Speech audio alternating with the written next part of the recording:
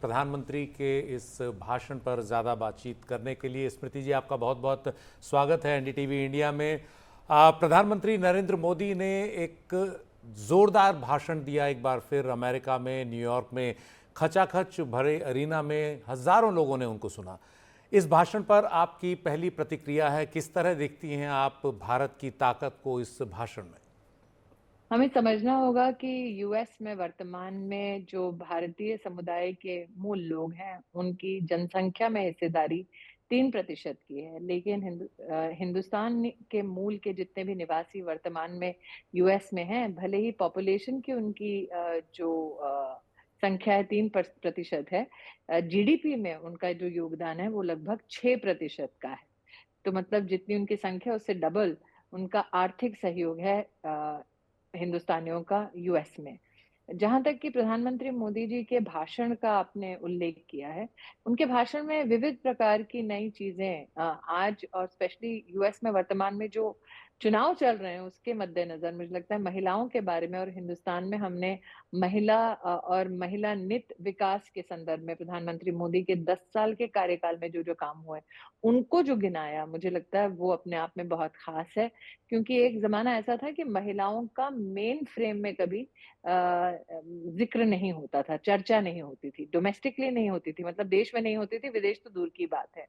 दूसरी ओर प्रधानमंत्री जी की ये यात्रा अपने आप में अनोखी है। आपको अगर याद होगा, पिछली यात्रा में उन्होंने फर्स्ट लेडी को जिल बाइडेन को लैब ग्रोन डायमंड दिया था, जिसके चलते फिर दुनिया भर में लैब ग्रोन डायमंड्स के चर्चे होने लगे।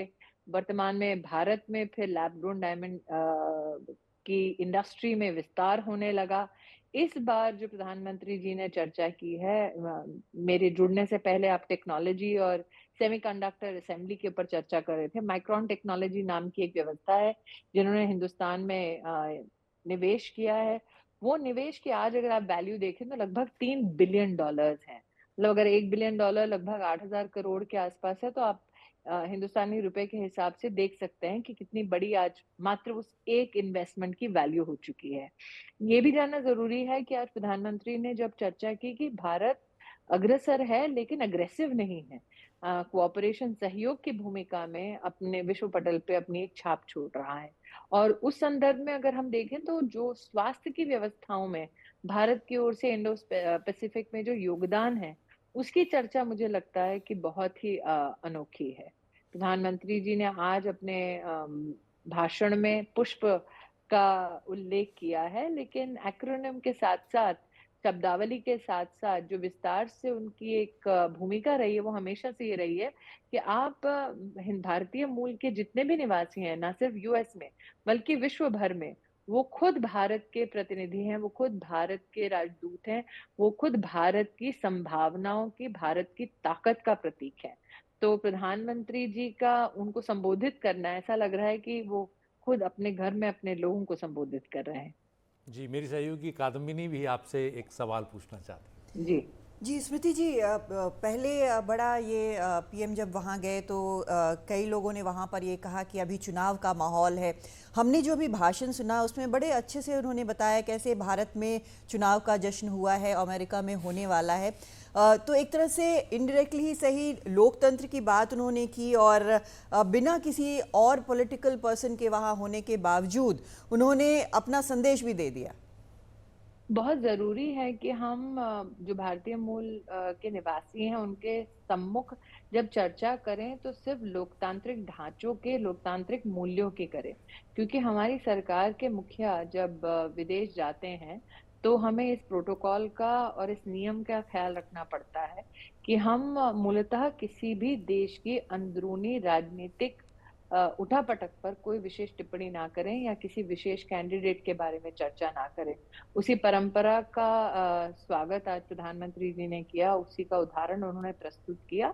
लेकिन संग ये भी संदेश दे दिया कि विश्व की सबसे बड़ी जो एक जनसंख्या की इकाई है, जो विश्व की सबसे बड़ी लोकतांत्रिक शक्ति है, वहाँ पर कितनी शांति से एक तो चुनाव संपूर्ण हुए, उसके साथ ही साथ पहली बार हमारे देश में एक नॉन कांग्रेस जो प्रधानमंत्री हैं, वो तीसरी बार अपनी सरकार बना रहे हैं, आजादी के बाद पैदा होने वाले पहले प्रधानमंत्री।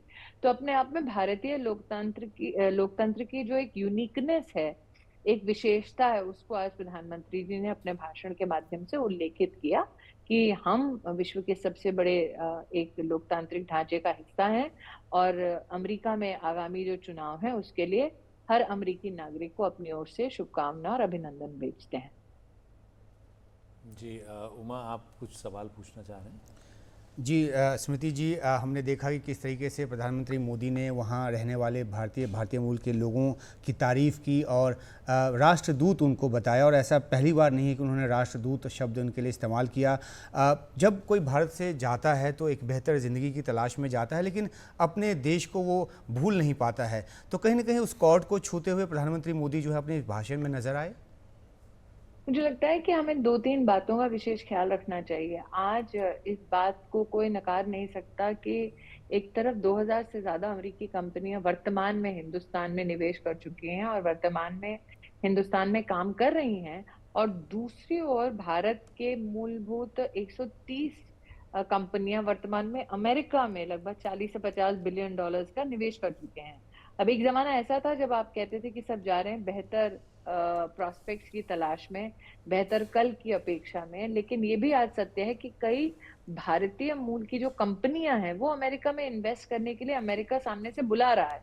एक विशेषता कोविड के वक्त जो हमारी फार्मास्यूटिकल जो ताकत दिखी दुनिया को कि भाई वैक्सीन भी बनाया, लगभग 150 करोड़ लोगों को वैक्सीन लगवाया भी और लगभग 160 देशों को वैक्सीन भेजा भी।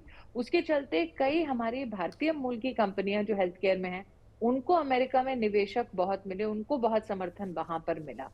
तो मेरा ये मानना है प्रधानमंत्री जी जब राजदूत की रूप में भारतीयों को देखते हैं, उनकी सराहना करते हैं, तो आप सेक्टोरली देखें आज बिग टेक जिसको कहते हैं टेक्नोलॉजी के क्षेत्र में जो मूलतः ऐसी कंपनियां चला रहे हैं वो भारतीय मूल के लोग हैं।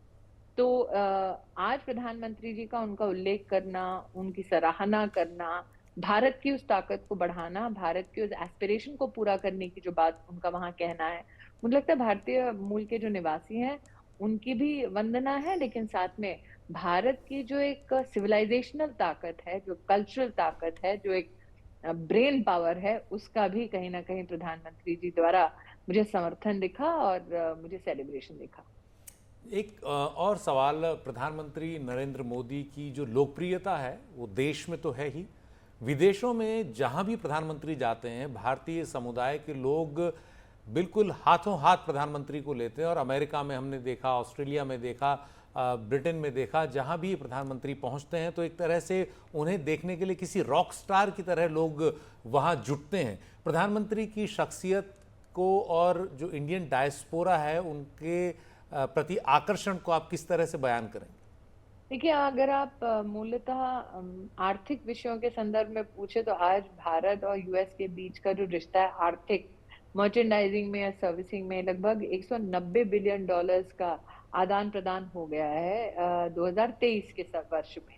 लेकिन अगर आप, मैंने जैसे कि पिछले जवाब में कहा था, अगर आप भारत की ताकत को उनके डिजिटल स्पेस में देखें तो सत्या नडेला हो, सुंदर पिचाई हो, ऐसे कई भारतीय मूल के लोग हैं जिन्होंने अपना लोहा वहां पर साबित किया है। लेकिन जहां तक प्रधानमंत्री जी के अपने स्वागत और गर्मजोशी से उनका जो स्वागत होता है उसके संदर्भ, कई बार लोग इस अपेक्षा में बैठे होते हैं कि जब उनके देश के सरकार का मुखिया आता है तो मुखिया अपना महिमा मंडन नहीं करवाता, अपने देश की संभावनाओं का जब महिमा मंडन करता है तो फिर वो आदान प्रदान आदर्शों का या फिर सराहना का स्वाभाविक है। आज उनके भाषण से पहले आपने देखा होगा विविध नृत्य और गीत के माध्यम से हिंदुस्तान की जो कल्चरल सांस्कृतिक विरासत जो है, जो हमारा कल्चरल डाइवर्सिटी जिसको कहते हैं अंग्रेजी में, उसका एक प्रतिबिंब आपने देखा। क्वाड के चलते कई लोगों का ध्यान शायद इस बात की ओर आकृष्ट नहीं होगा कि अमेरिका ने लगभग 300 भारत की जो हमारे देवी देवता हैं उनकी मूर्तियों को वापस किया। अब तक लगभग अमेरिका से प्रधानमंत्री मोदी के कार्यकाल में 600 मूर्तियां वापस आई हैं। और अगर आप ब्लैक मार्केट के नंबर्स देखें तो ऐसी मूर्तियां कम से कम 1 से 3 मिलियन डॉलर्स में ब्लैक मार्केट में बिकती थी।